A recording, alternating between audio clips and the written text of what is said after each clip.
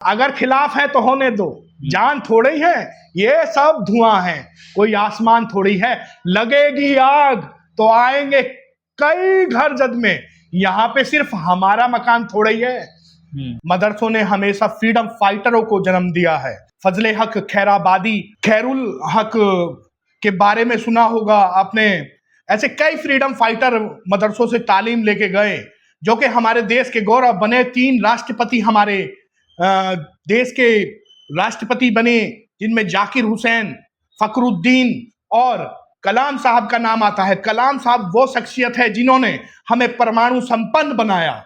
हमें बहुत पीड़ा होती है। आपने पीछे एक वाकया सुना होगा कि एक कपड़ा व्यापारी शिवचरण, जिसकी 3 बेटियां शिक्षक हैं, जो पढ़ाती हैं बच्चों को, वो क्या तालीम देती हैं। जब वो गुजर गए तो उनको मुखिया गणित देने तक वो नहीं आई, तो वो क्या वो शिक्षा देती हैं। मदरसों में ये सब नहीं होता है। जहां मैं रहता हूँ वहां मैं हिंदुओं की बस्ती में रहता हूँ, वो सब मेरे भाई हैं, मैं उनसे मोहब्बत करता हूँ, वो भी मुझसे उतना ही मोहब्बत करते हैं। हमारी पीढ़ी दर पीढ़ी वहां गुजर गई हैं, फौत हो गई हैं। हमने कभी आपसी ये नहीं समझा कि हम मुसलमान हैं या हम हिंदू हैं। हमारे जितने भी त्योहार आते हैं वो खुशी खुशी मनाते हैं, और उनके त्योहार हम खुशी खुशी मनाते हैं। मदरसों ने हमेशा जो है तालीम का इदारा रहा है और तालीम दी है, एजुकेशन दिया है, और इल्म को कभी भी दहशतगर्दी से ना जोड़ा जाए। मुसलमानों को मारते हैं, गाली देते हैं, और दूसरी तरफ ये इस तरीके का प्रोपगंडा करते हैं। तो कानून सबके लिए बराबर होना चाहिए। ये नहीं कि ये मुसलमान है नाम पूछ के मारा जाए, ये बेहतर नहीं समझता हूँ। राजनीति है, अरे जांच एजेंसियां इन पे हैं, सब कुछ इन पे है। अब से एक्स मुस्लिम है, जो एक्स मुस्लिम एक्स क्या होता है, जो पहले मुसलमान, अरे पहले और बाद में क्या मुसलमान थे, नाम वो मुसलमान वाले लेके चल रहे हैं। क्यों उन्हें नाम बदल लेना चाहिए? लेकिन वो एक्स मुस्लिम जो हैं वो भी तो मदरसों से पढ़ के निकले ना। वो अगर आज इल्जाम लगा रहे हैं इस्लाम के मानने वालों पर, आपको कैसे पता वो मदरसे से पढ़े? सैफी साहब, आप ये बताइए कि केशव प्रसाद मौर्य जो हैं, जो डिप्यूटी सीएम भी रहे हैं, लेकिन कुछ दिन पहले उनका एक बयान आया है, और वो बयान ये है कि मदरसे आतंकवाद का अड्डा है। आखिर ये सत्ता में बैठे लोग किस तरह के सवाल लोगों में छोड़ कर जा रहे हैं? क्या वाकई में इस तरीके की आपके मदरसों में होती है, तालीम दी जा रही है? देखिए, बहुत पहले मैं आपके व्यूअर्स को बहुत बहुत धन्यवाद और सलाम अर्ज करना चाहता हूं कि साजिद भाई ने आज हमें यहाँ बुलाया, और हम आपको बता दें, जो केशव प्रसाद मौर्य साहब हैं वो कह रहे हैं कि मदरसे दहशतगर्दी का अड्डा है और आतंकवाद यहाँ से पैदा होता है। तो मैं उन्हें बताना चाहता हूँ, मदरसे जो हैं एक इल्म का, एक तहजीब का दर्पण है। मदरसों से इल्म झलकता है, और मदरसे तालीम का बड़ा इदारा है। और आपके पास तो एजेंसियां हैं, आप जाइए, आप जांच कराइए। उत्तर प्रदेश में ऐसे कई मदरसे हैं जहां दरवाजे नहीं हैं, वो बिना दरवाजे के हैं। और मदरसों में, मस्जिदों में ताले नहीं लगते हैं, ताले नहीं होते हैं। आप जाइए, आपके पास एजेंसियां हैं, आप चेक कराइए कहाँ मदरसे में कहाँ दहशतगर्दी है और कहाँ आतंकवाद पनप रहा है।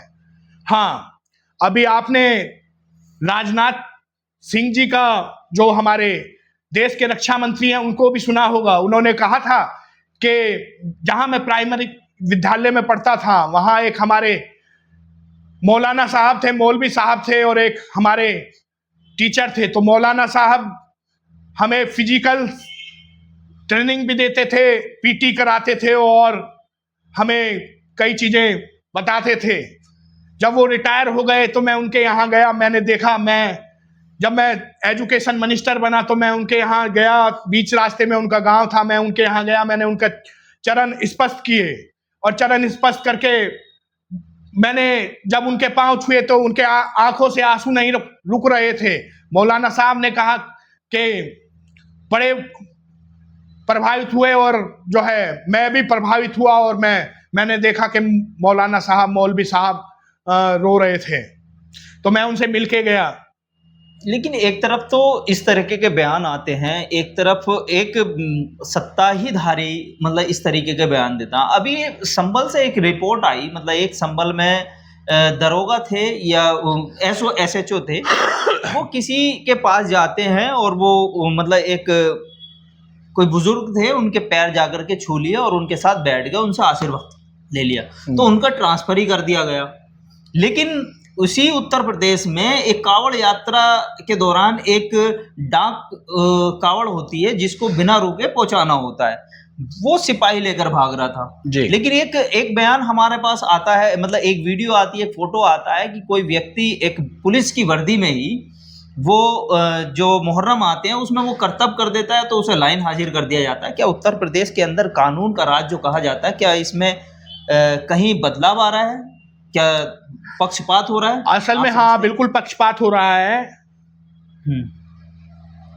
पुलिस विभाग, प्रशासनिक अधिकारी अगर मुसलमानों के पांव छू ले रहे हैं तो आप देख रहे हैं कि किस तरीके से वो प्रताड़ित किए जा रहे हैं।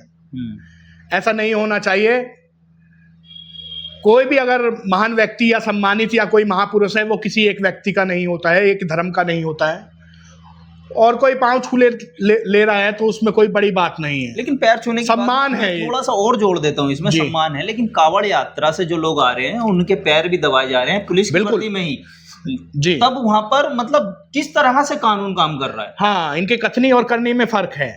ये एक तरफा मुसलमानों को मारते हैं, गाली देते हैं, और दूसरी तरफ ये इस तरीके का प्रोपगंडा करते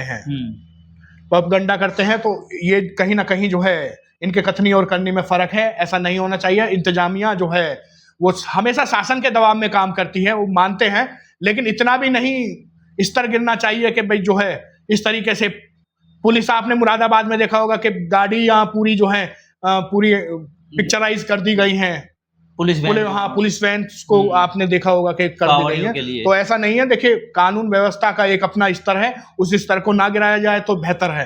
कानून सबके लिए होता है, चाहे वो कोई भी अपराधी रहा हो या अपराधी प्रवृत्ति का कोई व्यक्ति हो या किसी भी तरीके का इस तरीके का हो, तो कानून सबके लिए बराबर होना चाहिए। ये नहीं कि ये मुसलमान है नाम पूछ के मारा जाए, ये बेहतर नहीं समझता हूं मैं। तो दो कानून चल रहे हैं क्या देश के अंदर? दो कानून से मेरा कहने का मतलब दो कानून नहीं कह रहा हूं। कानून है, लेकिन एक तरफा कार्रवाई ना की जाए, एक पर्टिकुलर एक समुदाय, एक कम्युनिटी को टारगेट ना किया जाए तो बेहतर है।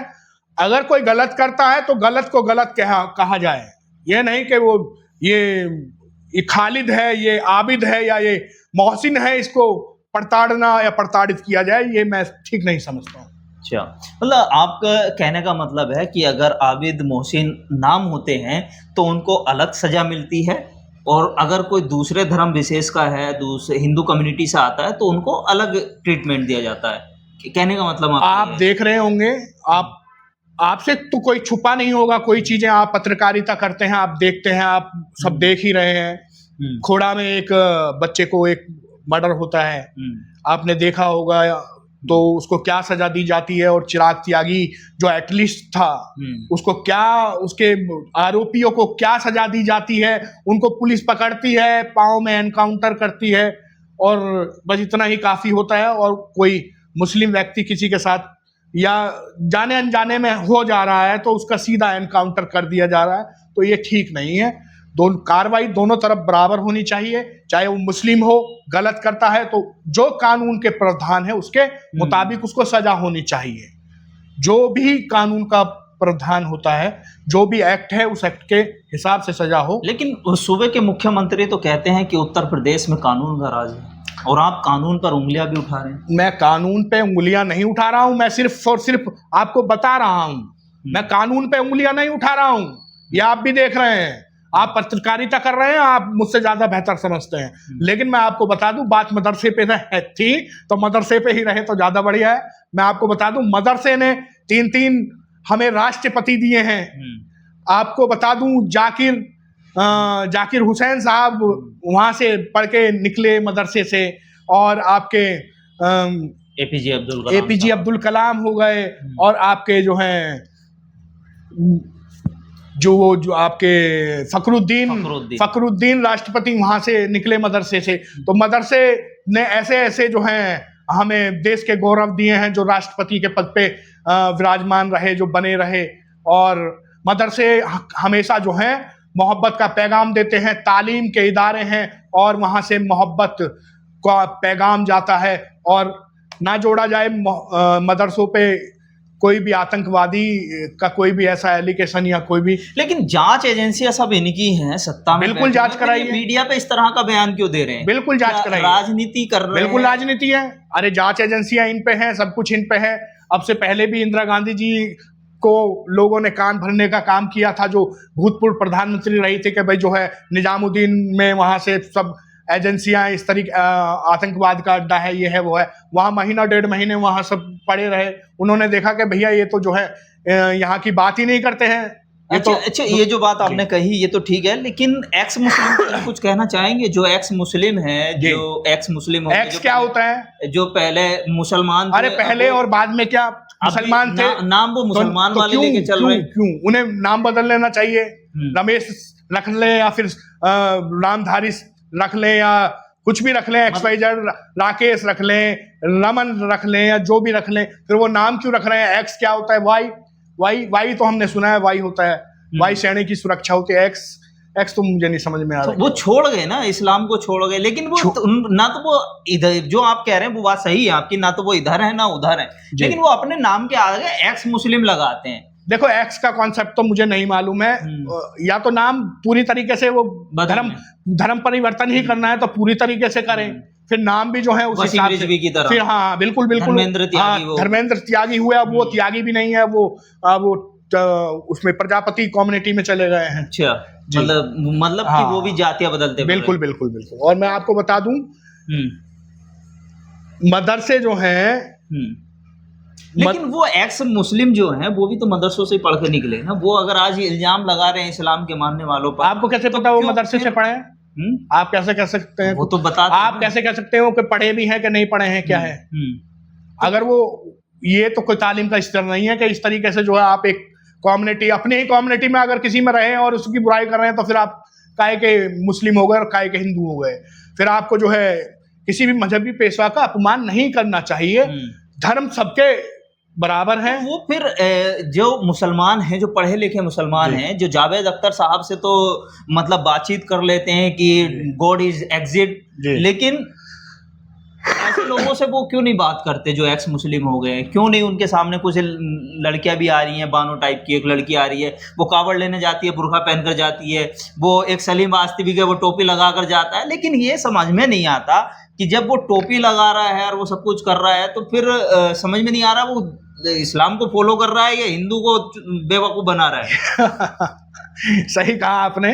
वो बेवकूफ बनाने वाली बातें हैं, सिर्फ लुभाने वाली बातें हैं, नंबरी जिसको कहते हैं, नंबर बनाने वाली बातें, बाकी कुछ नहीं है। देखिए मैं आपको बात बता दूं। हाँ, एक रिकॉर्ड हो रहा है सलीम वास्तविक का निकल करके, जब उसको भगोड़ा साबित हुआ, वो एक हिंदू बच्चे का मर्डर, एक लाला है जो पुरानी दिल्ली में है, उनके बच्चों को, बंसल जी, उनके बच्चों को इसने किडनैप किया। किडनैप करने के बाद जो है उसकी हत्या कर दी। रंगदारी मांगी गई, रंगदारी ना मिलने पे इसने उस बच्चे की हत्या कर दी। तो ये ऐसा दुष्ट आदमी है और इस तरीके का जो है इसने कृत्य किया है कि इसे डूब के मरना चाहिए। और जो लोग इसको अपने साथ लगाए घूम रहे हैं उनको भी ये सबक लेना चाहिए कि इतने गिरे हुए इस तरह के आदमी को अपने साथ ना लगाया जाए। उससे उन लोगों की छवि खराब होती है जो उसे अपने साथ लेकर के घूम रहे हैं और अपने सिर्फ और सिर्फ इस्लाम को गलत कहे, मुसलमान को गालियां बके। उनसे उसका फायदा क्या होने वाला है? उन लोगों का भी क्या फायदा हो रहा है? कुछ समझ में नहीं आ रहा है। सिर्फ ये गंदी राजनीति के चक्कर में ना पड़ा जाए। आप अपना मजहब को जो है उसके मजहब के स्तर को बढ़ाइए और इस तरीके की दोगली बातें ना की जाए तो बेहतर है। कुछ कहना चाहते हैं दर्शकों से? शायरी के अंदाज में आप शायर भी अच्छे हैं। देखिए मैं तो सिर्फ और सिर्फ एक शेर आपको पढ़ के बता दूं। ऐसा सुना दीजिए जो दर्शकों को भी पसंद आए। देखिए उदय प्रताप जी बहुत बड़े शायर हैं और कवि हैं, बहुत विश्व प्रसिद्ध कवि हैं वो। उनका एक शेर है कि ना तेरा है ना मेरा है, हिंदुस्तान सबका है, और ना समझी गई ये बात तो नुकसान सबका है, सबका है। राहत इंदौरी साहब का भी कुछ सुनाना चाहते हैं कि लगेगी आग आएंगे? अच्छा, कुछ चलिए हम सुना, अगर खिलाफ है तो होने दो, जान थोड़ी है, ये सब धुआं है, कोई आसमान थोड़ी है, लगेगी आग तो आएंगे कई घर जद में, यहाँ पे सिर्फ हमारा मकान थोड़ा ही है। चलिए, यहाँ पे सिर्फ हमारा मकान थोड़ा ही है। जी बहुत बहुत शुक्रिया मोहसिन साहब, आपने आज अपनी दिल की बात रखी और शायद समाज में जो कुरीतियाँ बढ़ चुकी है उनके बीच भी आपने ये बात रखी कि मदरसों में अगर आप इल्ज़ाम लगा रहे हैं तो जांच एजेंसियां आपकी है। बिल्कुल सही बात है। आप जाइए, जांच करिए, अगर आपको लगता है कि वो आतंकवाद का अड्डा है तो फिर उन पर आप साबित कीजिए, और नहीं है तो फिर ऐसे मीडिया में आकर बयान भी मत दीजिए जिससे आप एक कम्युनिटी को बदनाम करने की, और वो भी वो कम्युनिटी जो आपके हिंदुस्तान की बात करती है, अपने हिंदुस्तान को बचाने की बात करती है।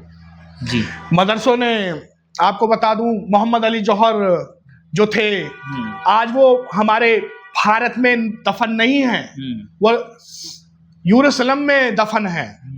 उन्होंने कहा था कि मैं गुलाम मुल्क में नहीं जाऊंगा।